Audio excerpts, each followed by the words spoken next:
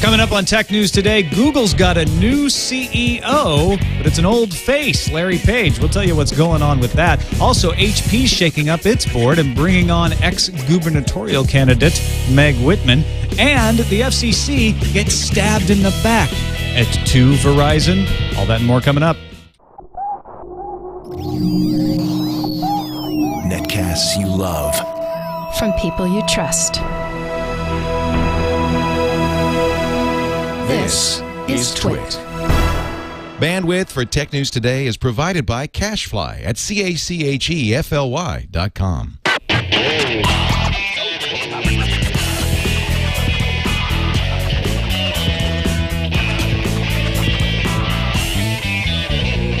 This is Tech News Today for Thursday, January 20th, 2011. Tech News Today is brought to you by Ford, introducing the all-new 2012 Ford Focus Electric with voice-activated sync and My Ford Touch, featuring gas-free power, zero CO2 emissions, and battery management technology that lets you go the distance. Learn more at FocusElectricPower.com. And by MailRoute.info. MailRoute is a secure hosted service that provides enterprise-grade virus and spam filtering to companies of any size. Try it right now, absolutely free, at MailRoute.info.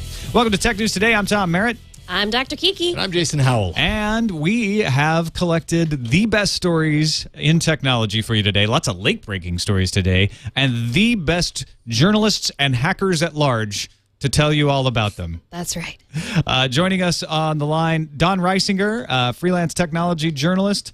And I've done a podcast with him before. In fact, Jason's even created a podcast for him. That's once. right, the digital home, right? How's it going, Don? How's it going, guys? Good to have you on. Also joining us because we have a big story about Google changing their management, and we want to get his perspective particularly on that. Kevin Marks, hacker at large, and as I understand, a former Google employee, right? That's right, yes. I worked there until July before last. Oh, very good. Well, thank you both for joining us, and let's start with that story. Google had their earnings report today. Everyone thought, oh, this is, it's going to be a good earnings report, shouldn't be anything unusual. And then all of a sudden the markets close, and Google announced, yeah, we've got great earnings. Looks like $6.4 billion and $8.75 a share. That's beating the street in both places. Oh, and we're changing CEOs. Gotcha. Yeah. Surprise! Yeah. Just a little side note. They when the earnings call happened at 1:30 Pacific time, Eric Schmidt, Larry Page, and Sergey Brin were all on the call and took questions off the top, which is a little unusual. Usually the earnings call is your CFO going through all of the financials and then taking calls taking questions from the analysts at the very end. But this was a little different situation. Starting from April 4th, Larry Page will take over as the CEO in charge of day-to-day operations at Google. Sergey Brin will have the title of co-founder, and he's going to devote his energy to strategic products and working on new products. So more development and being the product guy. And Eric Schmidt, who has been the CEO up until now, Larry Page and Sergey Brin, co-founders, if you didn't realize. Eric Schmidt, who's been the CEO, will now take the role of executive chairman and focus externally on deals, partnerships, customers, broader business relationships, and government outreach. Now, Kevin, these guys get along, and you could tell that in this question and answer session on the earnings call. There's no enmity here. So, what causes this kind of change, do you think? I think they get along very well, and I think they're going to carry on working together. I suspect this is Larry saying, "Okay, I'm ready to step up to CEO," and Eric being ready to give him space to do that. I also think there has been a bit of logjam from having three at the top who have to decide things. So I think some of this may come from Sergey as well, where he wants to spend less time in those triangular discussions and offer more time to do that and handing that back to Larry. And Larry has always been the one who's been most involved with the organization. He still reviews every hiring packet that goes through Google. So every employee goes over his desk. And Eric Schmidt put on Twitter at the same time as this announcement, adult supervision has ended, yes. which a little bit snotty, but Eric Schmidt says crazy stuff sometimes. But it also points out, hey, you know what? They don't really need me to hold their hands anymore. Is that what's going on? I think that he's always been the one that talked to Wall Street and talked to the press, and they were warier about letting Larry and Sergey out in public about that. And I think they've got over that now. And I think Google's big enough and mature enough that they're not worried about having a special face just for Wall Street. Pour Me Coffee on Twitter, by the way, had one of the funniest takes on this. It says Larry Page has just ousted Eric Schmidt as mayor of Google on Foursquare. But Don, what do you think it's like that? Do you think, as Leo Laporte and I were talking about when we covered this on Breaking News earlier today, Leo thinks that Eric Schmidt's on his way out. What do you think? It could happen. I really think it could happen. When I heard this, my first thought was, I'm seeing Larry Page on a bike with training wheels, and Eric Schmidt, like the good parent, is behind him, running him down a hill, and finally he's letting him go, and he's teaching him, hey, this is how you ride the bike. And, this is him learning how to be a CEO, and now he's taking the reins, and I think it makes sense. I mean, Larry kind of, like Kevin said, was always very involved, and it makes sense to put him there and let Eric do all the deals and do all the other things that he had been doing before. Wall Street Journal reports that Page, Brin, and Schmidt all agreed when they brought Schmidt on board that they would work together until 2024. It's sort of an informal pact between the three top Can I just say Googlers. that there's no chance of the guy? I just don't see that happening. I mean, Eric Schmidt, I think you guys were talking about earlier, actually, that, this guy, he's got tons of money. He can do what he wants to do. He's proven himself as a CEO. Does he really want to be Larry's sidekick for the next 13 years? I don't see that happening. I think he'll probably go somewhere else, do something else, and make a name for himself outside of Google. Kevin, what do you think? Is this an informal pact something you'd heard of before? It's something they've mentioned before, and they've discussed it publicly as well as internally at Google. They said that they're going to stick together, and part of the odd corporate structure of Google is designed so that other shareholders can't vote them out. They've got special 10 times most powerful voting shares. So Google was always designed to last a long time, and that structure's for there. So I'd be surprised if Eric did leave suddenly.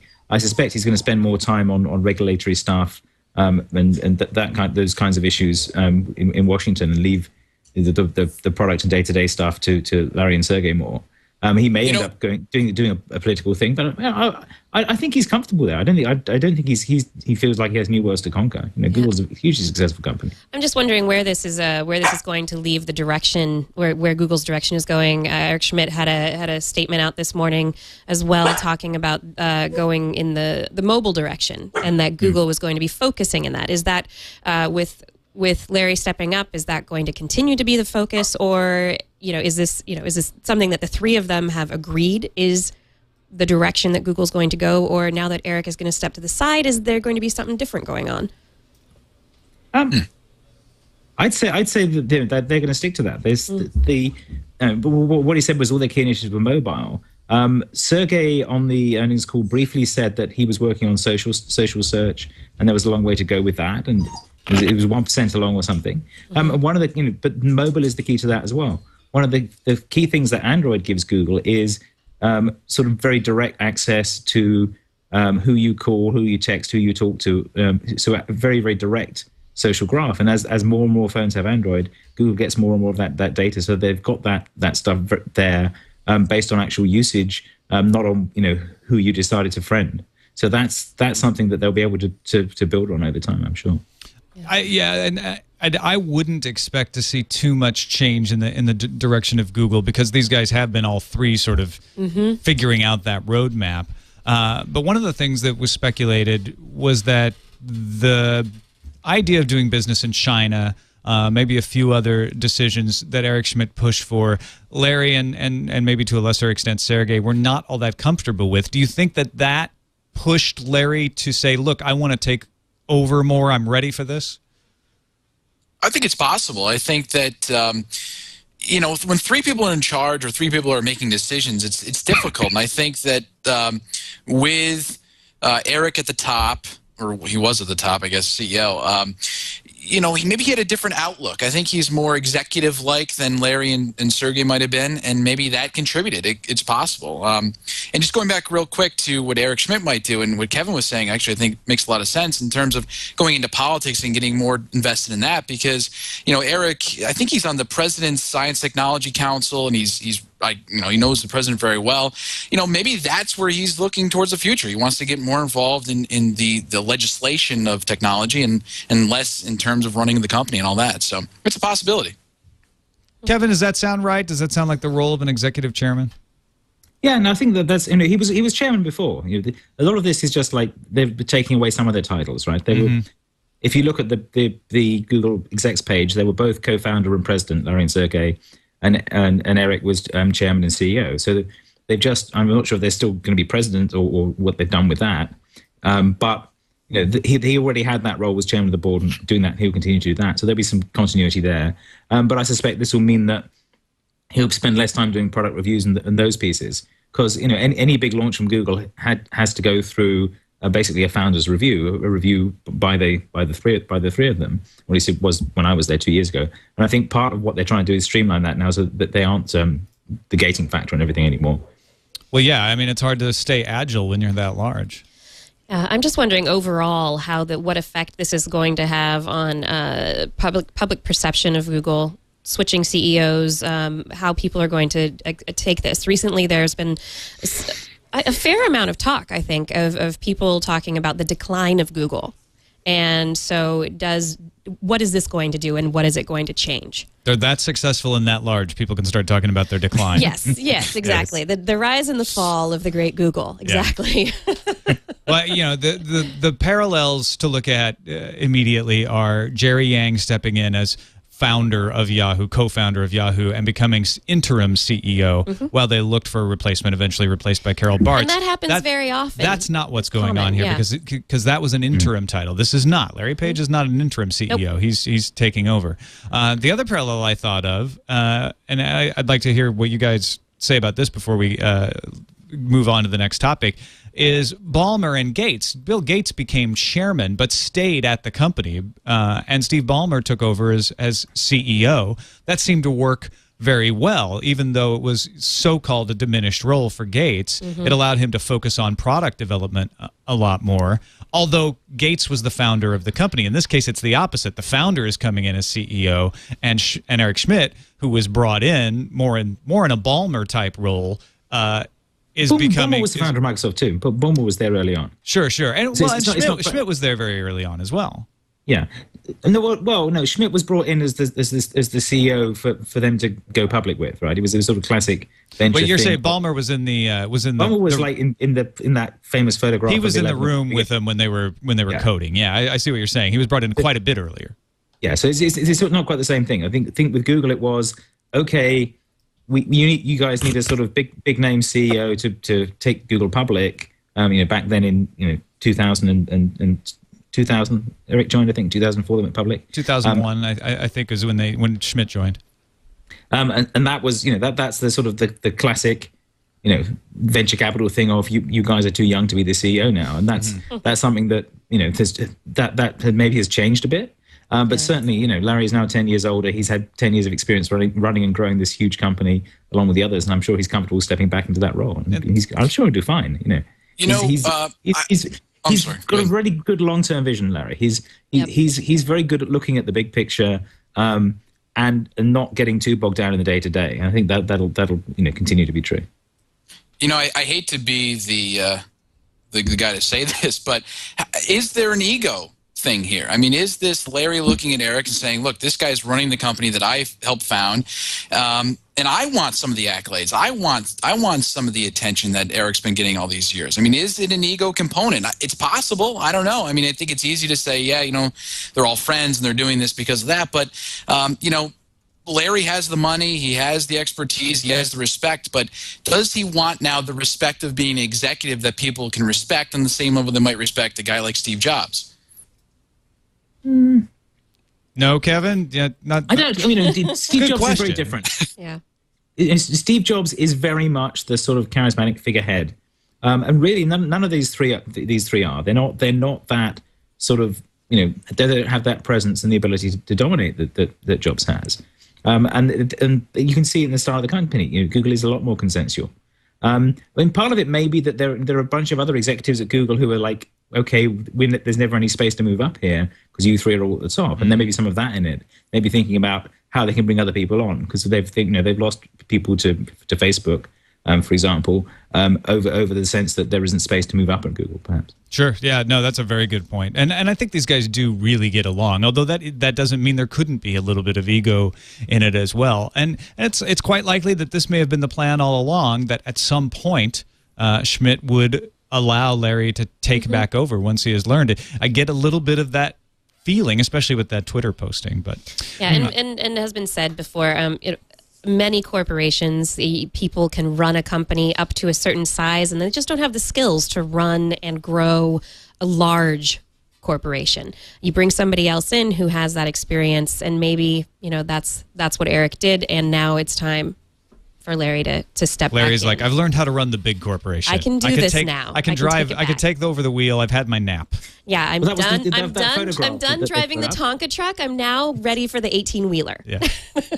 What's that, Kevin? Well, they had the photograph of the car that they put on the announcement. That's right. And it's Oh, God, interesting that's the greatest picture ever. because they've got hanging out Larry that car. in the driving seat, Sergey's in the back seat, and Eric's outside the car. Yeah. But also, the caption says this is a self-driving car. So this is like a second metaphor, which is like Google's big enough to drive itself now. Yeah. Well, that'll be the next announcement in 5 years. They're handing over the stewardship of Google to the algorithm. Yeah. PageRank will be running Google from now on. All right, let's move on. We've got another board shakeup. This one not involving any officers, any CEOs, but HP announced that they're going to conduct another independent probe into the departure of former CEO Mark Hurd. Mark Hurd is now president at Oracle. And as part of that, they want an independent investigator and board members who were not present during Hurd's ouster to be part of the investigation. Well, up until today, that would have only meant Leo Apotheker and board member Ray Lane. So as of today, they have ousted, the following folks have resigned totally on their own: Joel Hyatt, John Joyce, Robert Ryan, and Lucille Salhaney. And coming in, they've replaced them with 4 board members, plus created a new board seat. So we get Shumeet Banerjee, CEO of Booz & Company, Gary Reiner, former CIO at GE, Patricia Russo, former CEO of Alcatel-Lucent, Dominique Senequier, maybe, CEO of AXA Private Equity, and former California governor candidate and eBay CEO, or eBay president and CEO, Meg Whitman. So a big shakeup, Don. This is going to change how HP is run, although it seems to be being done simply to accommodate this investigation. Yeah, I think that's really what's going on here. I mean, HP, the whole Hurd thing is a black eye in HP, I think. I mean, it wasn't handled well from the beginning. Now it's not even being handled well. I think this is HP's attempt to say, look, let's try to clear some of the bad eggs out. Let's get some new people in here that'll be on our side, and then we'll take it from here. So, I mean, it makes sense. This is a company that wants to get over this and wants to turn the page, but there's still a big bullseye on Mark Hurd, and I think this is a clear example of that. Kevin, have you followed this story much? Not really followed it closely, no. No. More it's just the product side of HP and the stuff they're planning to announce soon than this. That's mostly what we've been talking about is the new tablets, right? The WebOS tablets. How much do you think a board change like this can affect product launches? Those things are pretty well baked far out, but I think in some ways you can see Leo Apotheker's stamp already on their strategy.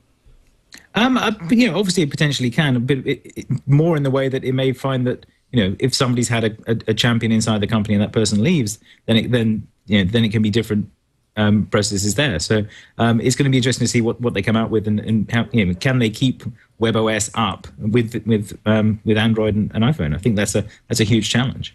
And the third bomb dropped today. Verizon is suing the Federal Communications Commission over the net neutrality plans that they unveiled in December. Verizon says it loves the open internet, just so long as it's not legislated. The quote is, Verizon has long been committed to preserving an open internet and meeting the needs of our customers, but we are deeply concerned by the FCC's assertion of broad authority for sweeping new regulation. Kiki, this sounds like they're saying, we like the rules because they're almost identical to the ones we proposed, but you can't enforce them. No. We can come up with these rules, but your enforcement, no, not allowed. Yeah. No. So I'll leave it open. They'd like to have their cake and have eaten it also. And have eaten it also, exactly. Well, then I guess it begs the question of, when Verizon said, hey, these are our rules, everybody look at us, we're great, we're wonderful. Were they sort of just kind of doing that for the PR and not really saying, we're not going to follow through, just this is what we stand for? I mean, it's kind of, I don't know, I don't like it. I don't like it at all, I guess.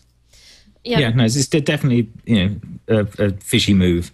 And I think a lot of this is that a lot of the telco business is trying to get regulations in your favor, and being handed a monopoly is in effect what Verizon has had in various different fields, and they've resisted the net neutrality rules for a long time. The move from Title II regulation meant that all the ISP competitors went away, and they're just trying to lock that in now. Yeah, I think it's just interesting.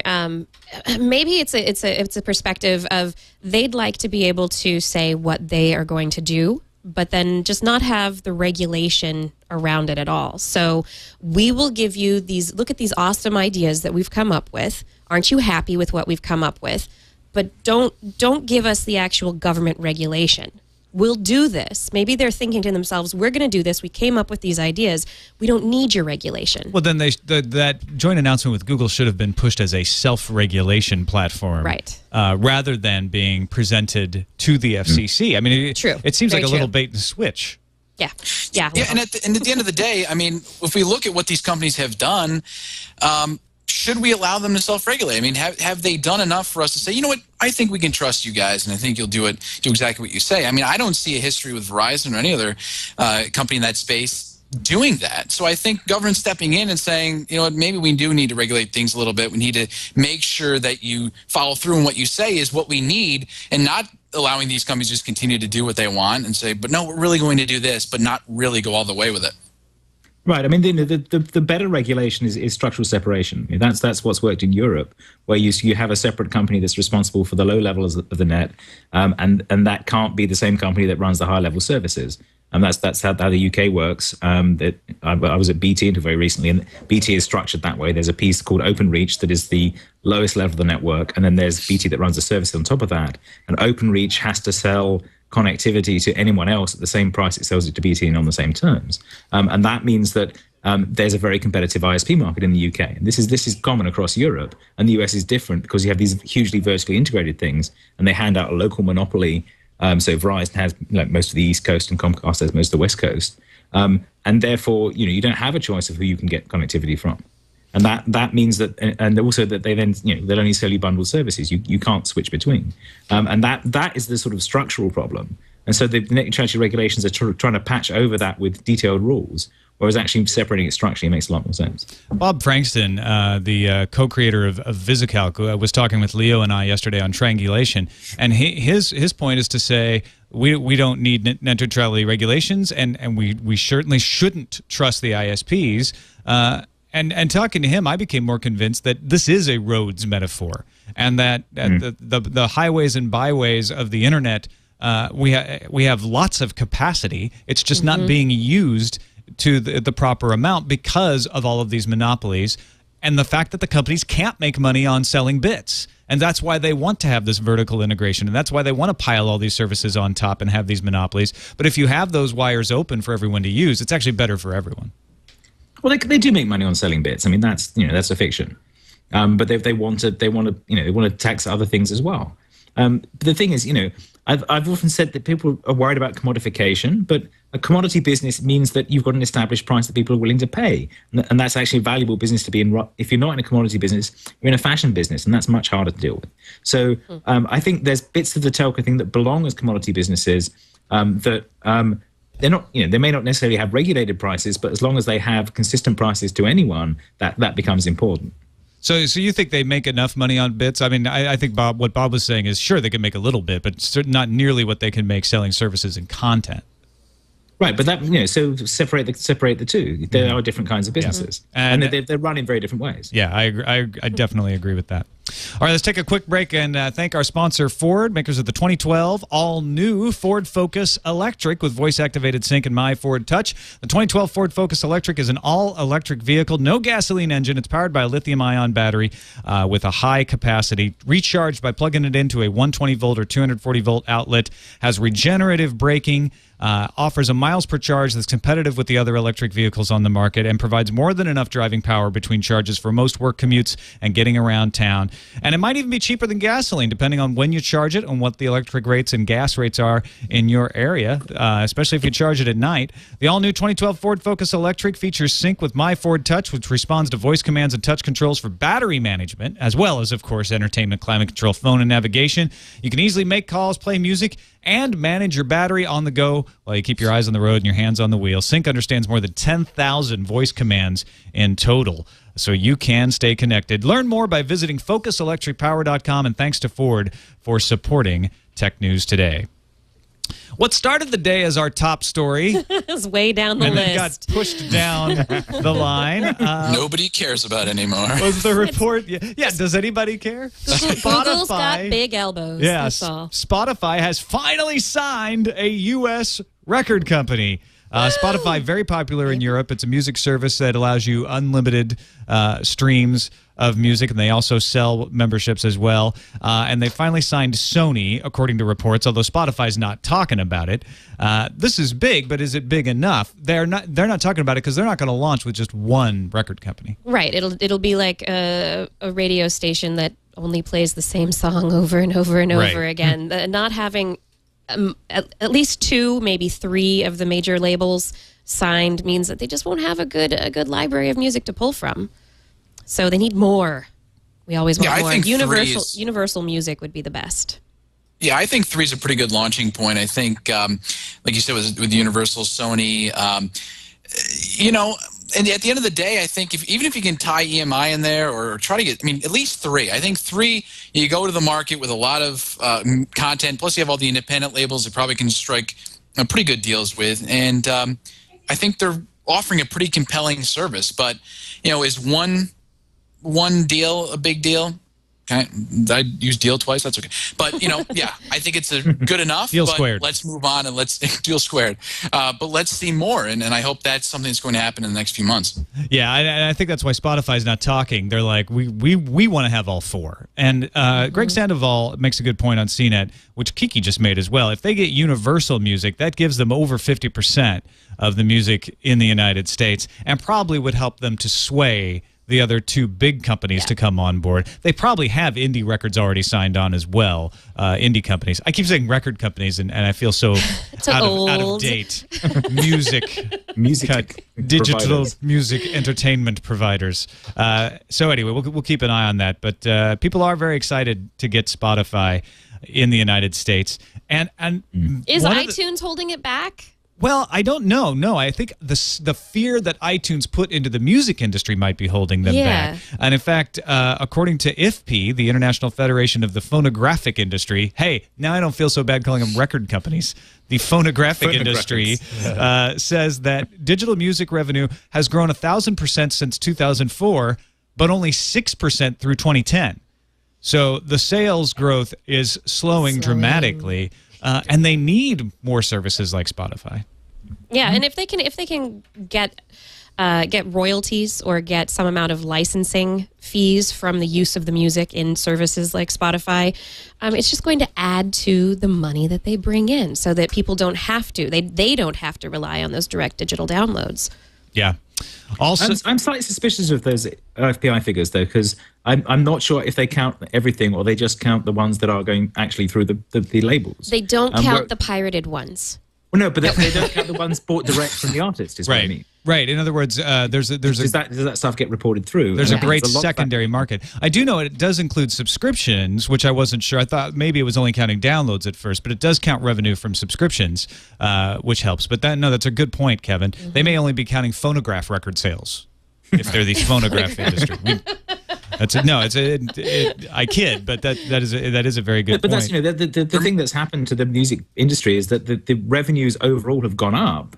But the amount of them that goes through the labels has gone down because a lot of artists are both selling direct and also using the net to tour without label support, because they can actually gather revenues from performances that way, and also to sell merchandising and so on. So I actually reviewed this one here, but there was a lot of. If you actually look at the total size of the music market, you find that it has continued to grow, but the piece of it that is captured by the record labels who used to have the sort of monopoly of distribution isn't necessarily there.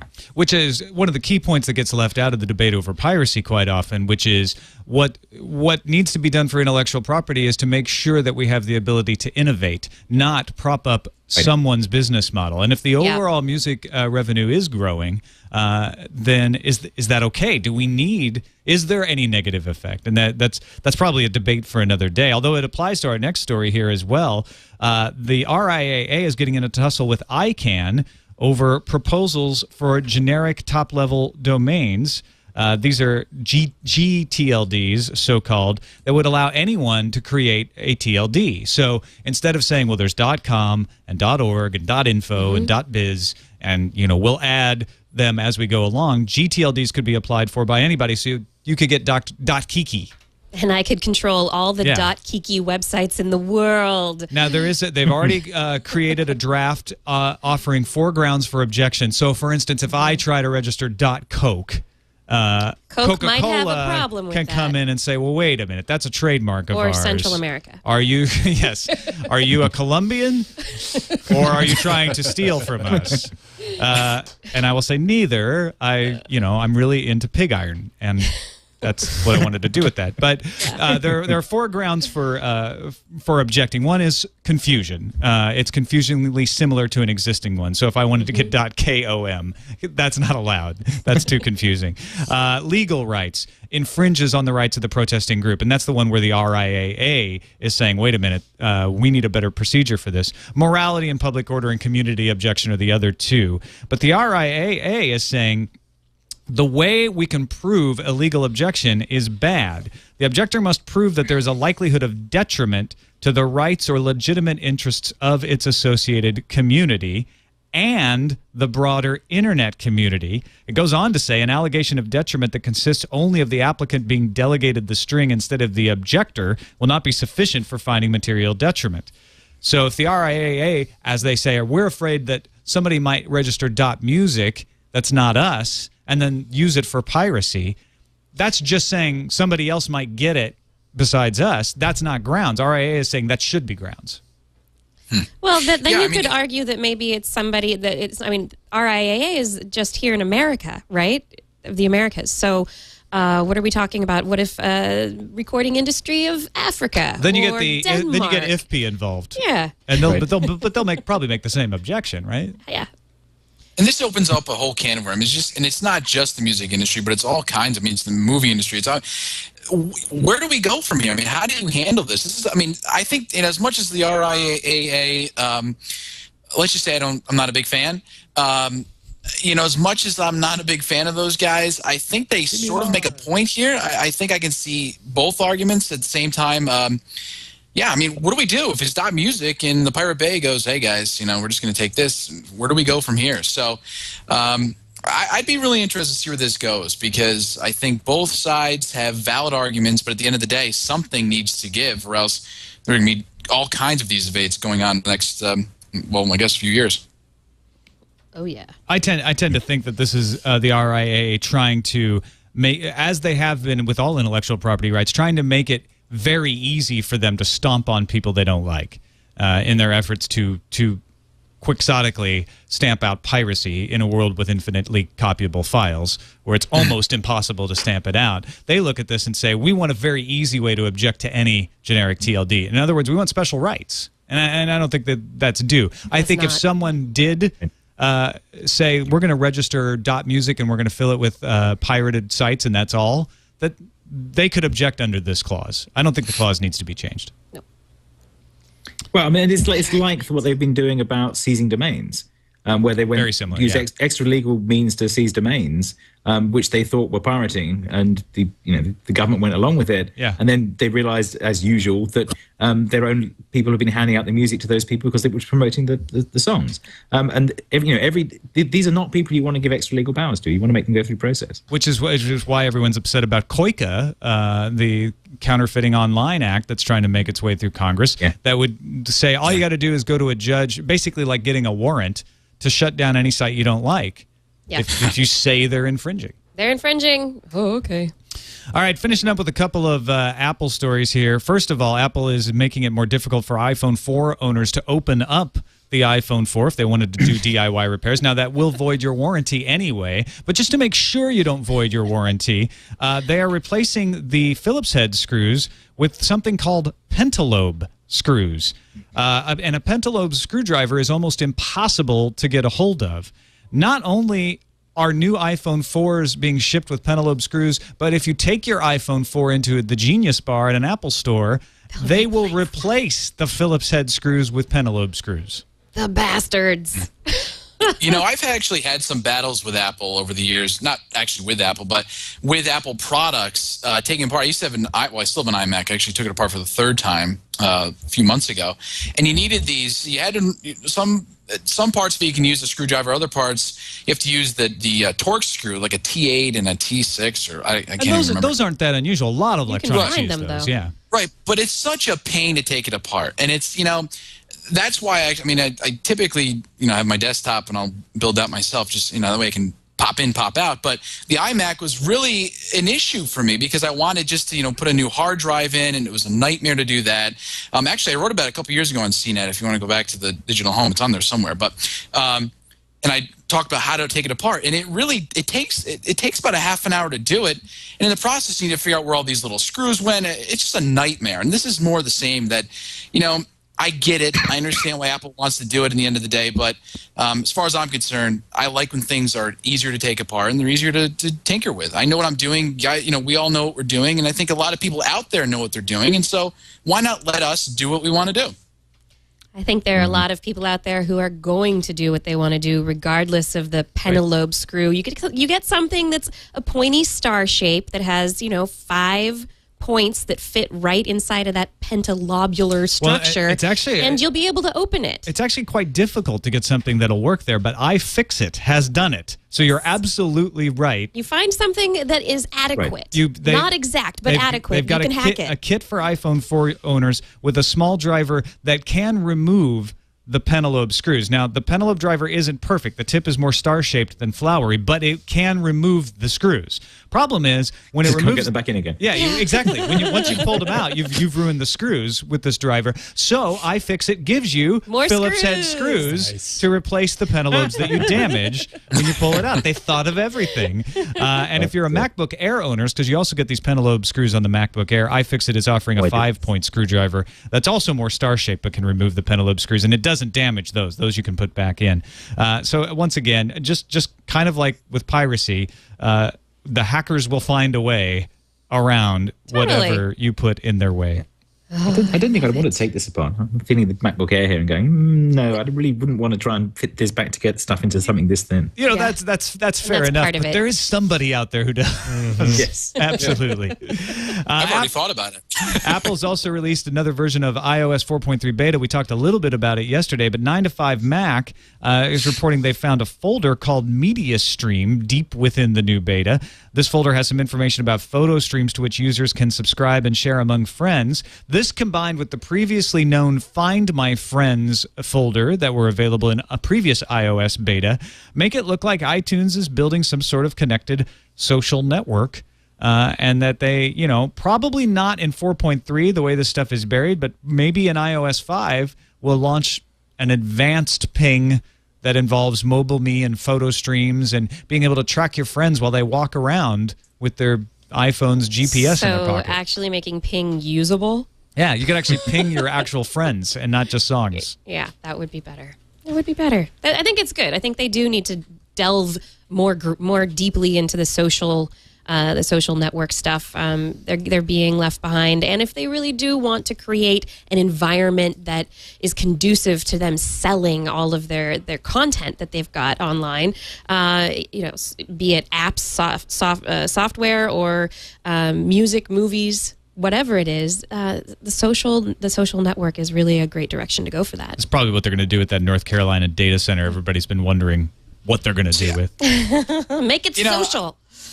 When I hear this, I don't know. Maybe I'm just sort of I'm kind of over the whole. Every company in the world needs to get into the social game and do this. I mean, I'm concerned that it might be something they just tack on that won't provide a whole lot of value to users. I mean, like Ping. If it's something. Yeah, exactly. Like Ping. I mean, yeah, it's sort of like, hey guys, we're social now. Look, everybody. I mean, it's stupid. You know. I mean, I want to. If you're going to go social and you're going to try to implement these new ideas, do it the right way. And and as an aside to this, whatever happened to Lala? I mean, I'm sort of lost along that way too. Where I mean, will that at some point along the way become involved in iOS 5 or iOS 6 or whatever? I mean, there's a lot of question marks here. But adding social features for the sake of adding social features just doesn't work. All right, let's take a quick break. And I'm sorry. Go ahead, Kevin, if you want to get one last point. I mean, they've already done integration, but they've integrated existing services. So if you go to iPhoto, it connects to Facebook and Flickr and a chosen set of services to feed stuff in and out. So it may just be that they're working with that more. The other thing is that you've now got the ability to move stuff between devices. They've done with the videos. It would make sense for them to do that with the photographs. So it may just be, you can route your photographs to your mother's computer with something like Back to My Mac. Yeah. I'm not necessarily. I'm not sure that they would say, yes, we need to own the social network. It's more they need to connect to it. I think that's a smart idea, which is we need to have some social elements to what we offer and maybe boost up mobile me, but let's not launch a social network. Google has learned that lesson, it seems, as well. Don't fight Facebook. That's I'd say don't fight them, but the point is try and standardize some of this stuff and get on my hobby horse here. But we've been trying really hard to standardize this stuff. We're starting to get there, and at that point the incumbents look like the outliers. The other folks we have to thank is the folks who get rid of spam, and the sponsor of this show, MailRoute at mailroute.info. If you would like to get rid of spam and viruses from your email, this is a great service. Whether you're one person or 50,000, they have a dead-on filter that removes spam and viruses. All you do is you edit your MX record. So you do have to have a tiny bit of expertise, or have someone who does, if you've got someone running a web host for you, and then you direct your email through their servers. They strip out all the bad stuff, send you the good stuff, and you have spam-free email. It really does work. I've tried it. Check it out at mailroute.info for free, or if you'd like to keep it, there's this TWiT discount. It's $30 per year for single users, or if you're a small business, $2 per user per month for 10 users. Once again, mailroute.info. We thank them for their support. Time now for News Fuse.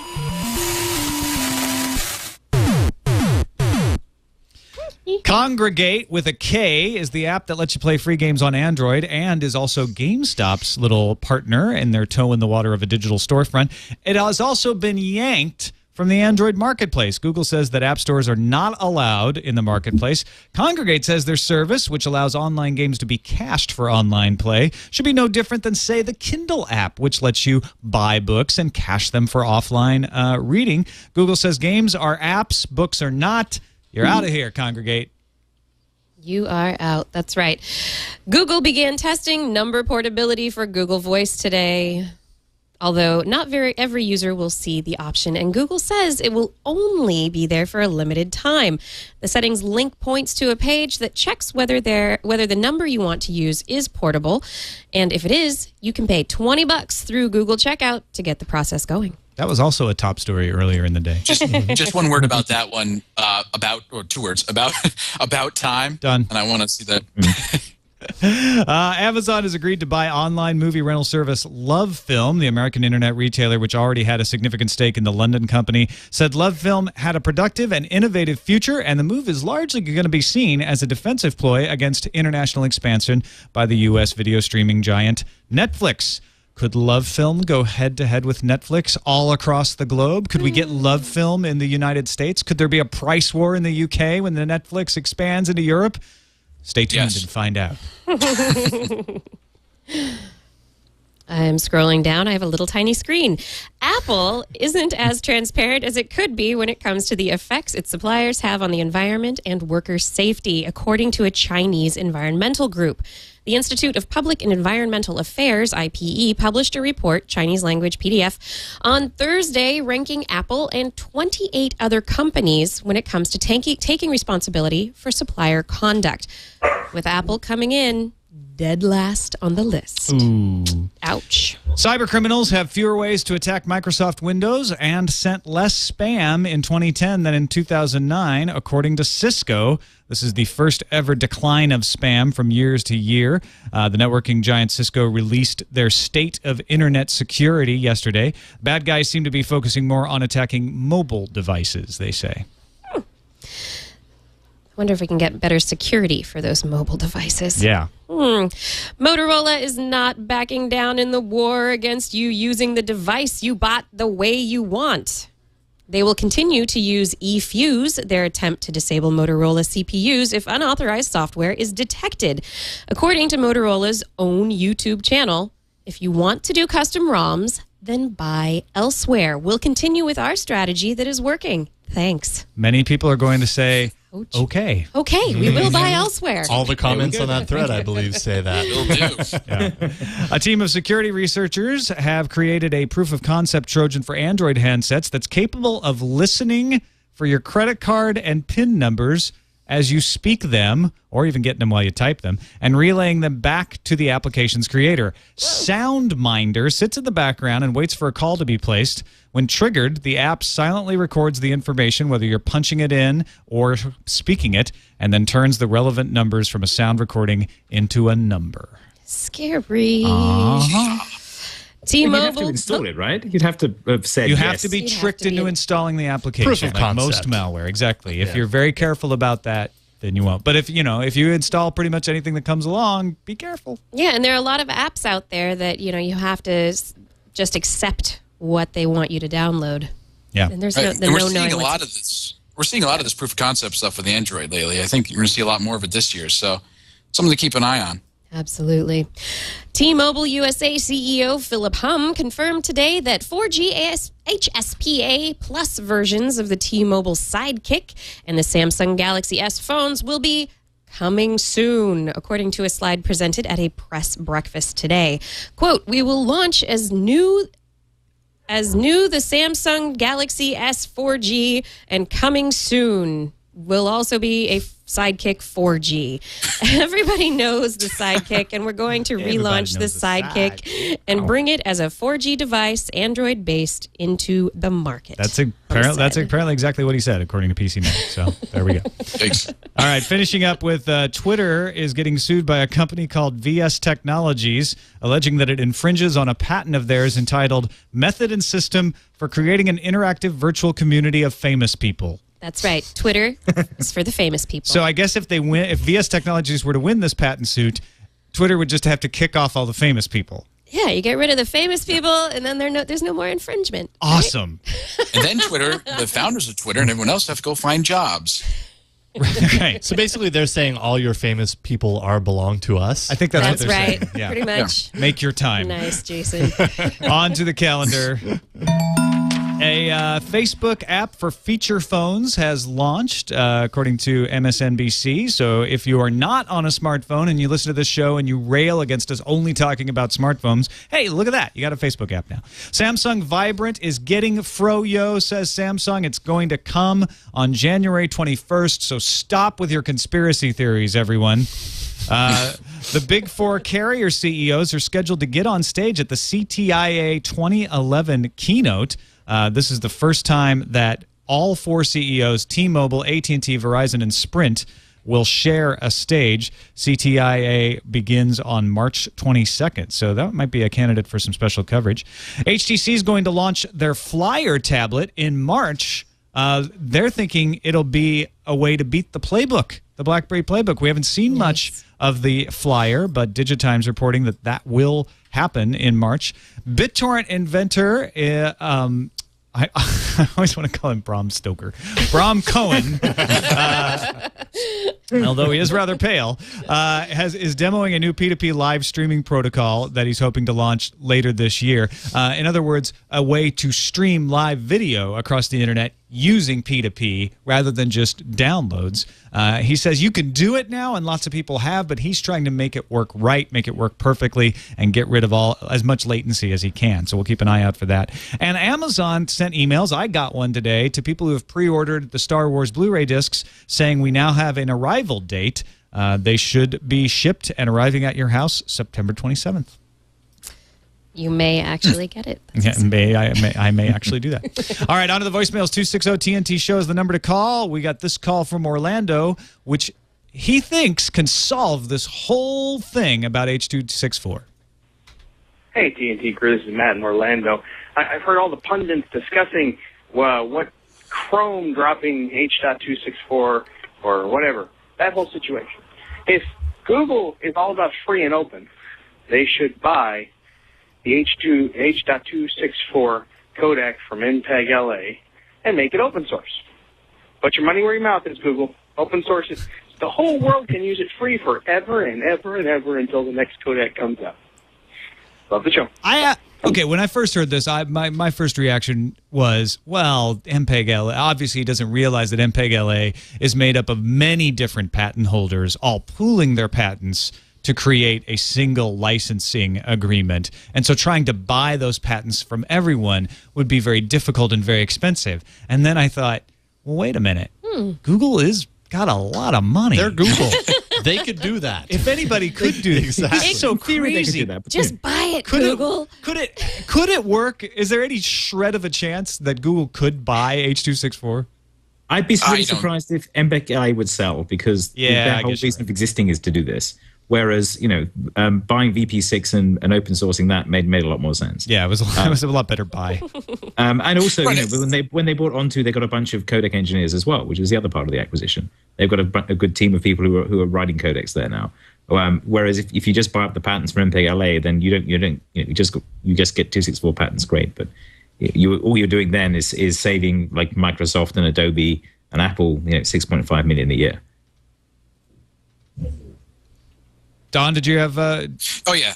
I was just, my thought was, obviously it would cost a ton of money, and like you said, Google has the money. But in the end of the day, if it's material to the financial statements, then Google's going to have to go to the next earnings call and explain to shareholders why they did it. And I think that's a tough sell. So I hate to ground it in financial woes, but who knows how much it will cost anyway. It might not be material, but if it is, then you run into that, and that's where I think this whole thing just kind of goes south. But it would be a cool idea. It's a cool idea, but it probably won't happen. So the way around both these objections is for Google just to buy all the companies that have the patents. Exactly. And then they would own MPEG LA. Which means they're just going to buy Microsoft and Apple and Sony. Yeah. And Sony. We laugh now, but someday. Oh, that would be interesting. All right, Kevin Marks, thank you so much for giving us your unique perspective on this. Really appreciate you taking the time to talk to us. Let us know where folks can find you online. At tunnelvision.tv, and I'm Kevin Marks on pretty much everything. Just Google me. Yes, watch Tunnelvision. Great show. You do that with Heather Gold, right? With Heather Gold and Deb Schultz. It's on tonight at 5 p.m. at tunnelvision.tv. And Don Reisinger, a pleasure again to be podcasting with you. Great to have you on the show today. Let folks know where they can find you as well. Hey, just follow me on Twitter. It's Don Reisinger. It's Don R-E-I Singer. And you find everything you want to know about me right on there. That's it for this episode of Tech News Today. It was a lot of fun. You can find us on the web at twit.tv/TNT or give us an email, tnt@twit.tv. Send us a voicemail as well through our Google Voice number, 260-TNT-SHOW. We'll see you tomorrow.